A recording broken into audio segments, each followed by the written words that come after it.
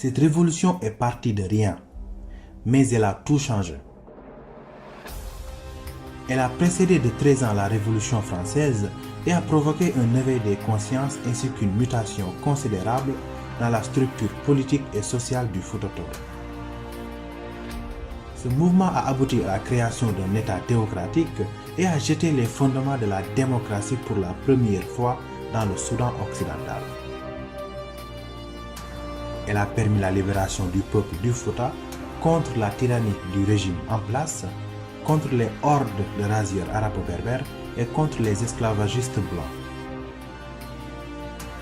De toutes les révolutions que l'Afrique de l'Ouest a connues, elle est de loin celle qui a le plus impacté. Chers abonnés, aujourd'hui nous allons parler d'un événement qui a marqué l'histoire et que la prospérité a retenu sous le nom de Révolution des Torodo.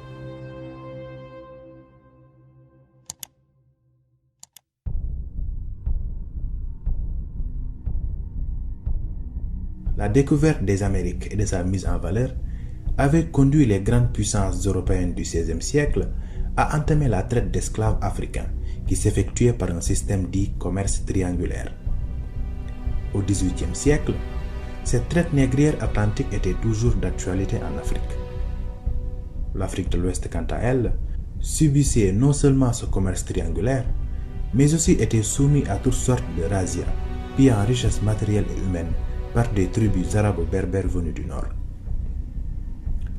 Le Fouta Toro, un ancien royaume qui se trouvait dans l'actuel nord-est du Sénégal, en plus de ces pressions extrêmes venues de l'extérieur, était en proie à des luttes intestines de pouvoir entre prétendants au trône. À cette époque, le royaume était habité en majorité d'Alpulaar, une ethnie peul fortement métissée avec Wolofs et Sérères, et était dirigée par la dynastie des Satigi, plus connue sous le nom de Denianké. Ces Denianké avaient pris le contrôle de ce territoire depuis le début du XVIe siècle, après la victoire de Kolitengalaba sur les Farba. Face aux hordes de razzieurs Mor Brakna et Trarza et devant les puissances esclavagistes européennes, ces Satigi se révélaient incapables d'assurer la sécurité de la population et l'intégrité du royaume. Certains princes Satigi s'alliaient même avec ces étrangers pour combattre une autre fraction de Denianké. Mais au fur et à mesure que les années passent, ils voyaient leur pouvoir de plus en plus contesté par le peuple du Fouta, en particulier par les marabouts. Ces derniers, étant en lien avec les marabouts peuls du Bundu, du Fouta Djallon, mais aussi avec des marabouts berbères anti-esclavagistes du Nord, exerçaient une farouche opposition contre le régime en place.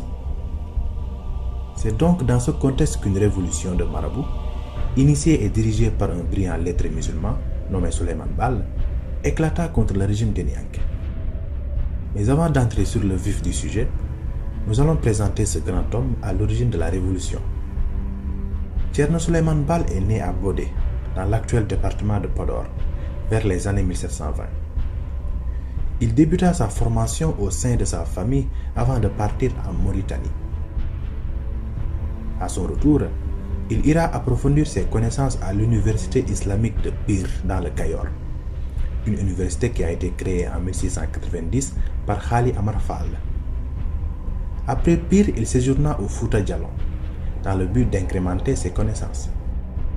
Durant son séjour, il entendit parler d'une fameuse révolution, celle de Karamoko Alpha, qui a abouti à la proclamation de l'état théocratique du Fouta Djallon.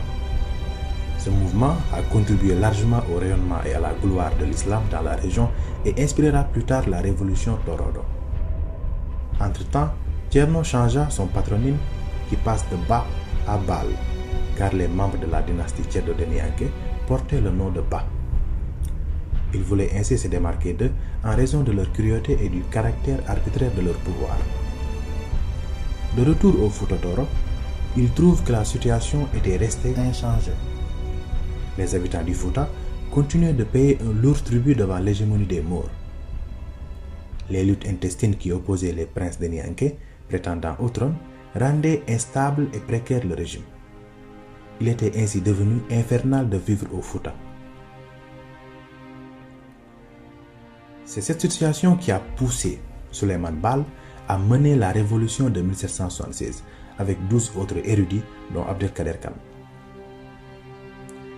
Comme la révolution américaine de 1776 et la révolution française de 1789, le peuple du Fouta avait un désir fort d'un changement dans la structure politique et sociale.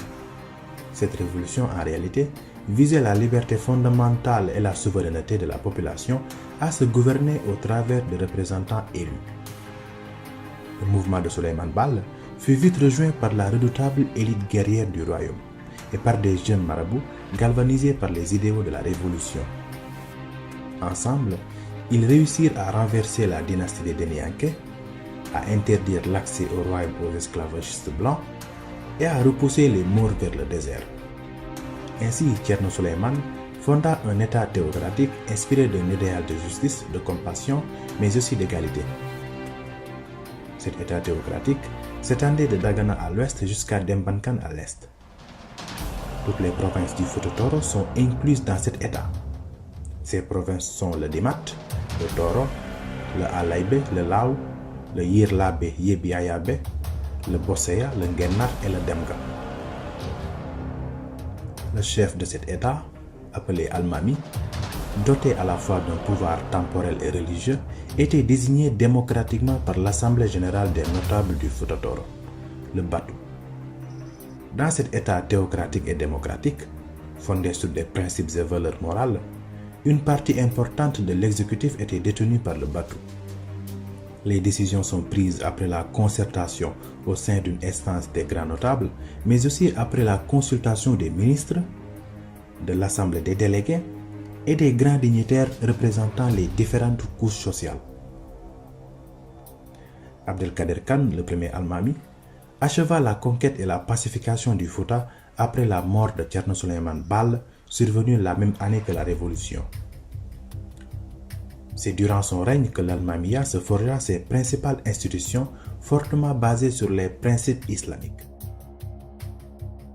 L'État théocratique du Fouta Toro a donc pu abolir l'esclavage 89 ans avant son abolition aux États-Unis, 18 ans avant la première abolition de France et 72 ans avant son abolition définitive en Europe. Le régime Torodo va tenir le pouvoir jusqu'à la conquête française en 1881. Durant la Révolution, en s'adressant à Abdelkader Khan et à la population du Fouta, Thierno Souleymane Baal tenait ses propos suivants. Nous avons le droit et le devoir de nous révolter. Et n'oubliez jamais que la victoire s'obtient dans la persévérance. Je ne sais pas si je sortirai de cette guerre vivant. Toutefois, je vous recommande, si je ne suis plus de ce monde, de rechercher pour assumer la fonction d'Al-Mami un homme désintéressé qui ne mobilise les biens de ce monde ni pour sa personne ni pour ses proches. Si vous le voyez s'enrichir, démettez-le et confisquez les biens qu'il a acquis.